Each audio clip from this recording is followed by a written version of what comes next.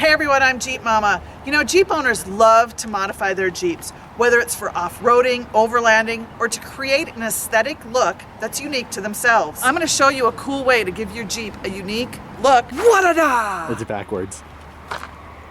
No, it's not. What about the... You can get two different designs. How cool is that?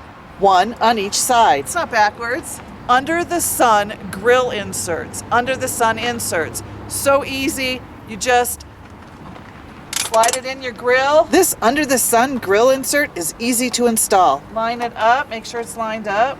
No drilling required. And you have a cool look for your Jeep. Or there's a link to the Jeep Momma video, how to remove your grill, in the description below.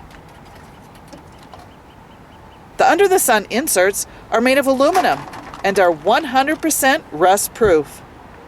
Head over to their website to check out all their designs.